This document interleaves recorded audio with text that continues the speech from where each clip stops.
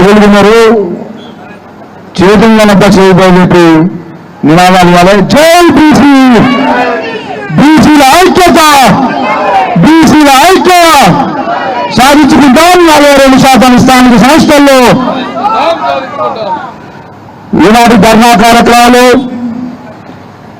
ముఖ్య అతిథులు బీసీ ఉద్యమ పితామహులు, రాజ్యసభ సభ్యులు పెద్దలు ఆర్ కృష్ణయ్య గారు,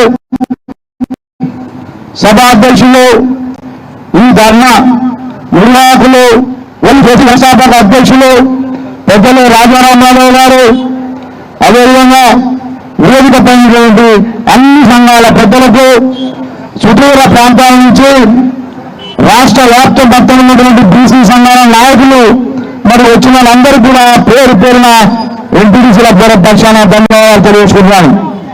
మిత్రులారా, మనమందరము ఇప్పటికే తెలంగాణ ఉద్యమాన్ని నడిపి మరి తెలంగాణ తెచ్చుకున్నటువంటి నాయకులం.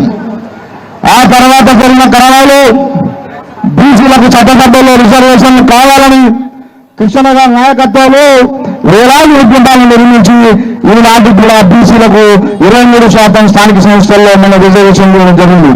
కానీ మొన్న జరిగినటువంటి అసెంబ్లీ ఎన్నికల్లో రేవంత్ రెడ్డి కాంగ్రెస్ పార్టీ మేనిఫెస్టోలో 42% రిజర్వేషన్లు బీసీలకు కల్పిస్తాం, బీసీలో ఉన్నటువంటి సుమారు 12-13 మంది ప్రజాప్రతినిధులు అవుతారు, తద్వారా మీరంతా ఎమ్మెల్యేలు అవ్వడానికి నాయకత్వం ఉంటుందని చెప్పి ఆనాడు ఓట్లు వేయించుకోవడం జరిగింది. కానీ నేటికి కూడా ఇంతవరకు మరి స్థానిక సంస్థలు ఎన్నికలు నిర్వహించాలని 2-3 సందర్భాల్లో మీటింగులు పెట్టి కులగణన చేయకుండానే ఎన్నికలు పెడతానికి సిద్ధమవుతున్న సందర్భంలో సోదరుడు రాజారామారావు గారి నాయకత్వంలో సమాజ్ కూడా పరిస్థితులు అందరూ కూడా సూచించాలంటే అందరు కూర్చోవాలి. వచ్చిన వాళ్ళంతా పెద్దలు నాయకులు అందరూ కూడా కూర్చోవాల్సిన కూర్చున్నాం.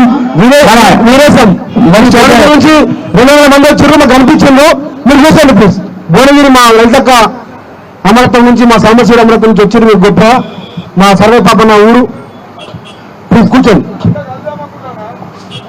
కలిసా తర్వాత మీరు కూర్చోండి ప్లీజ్.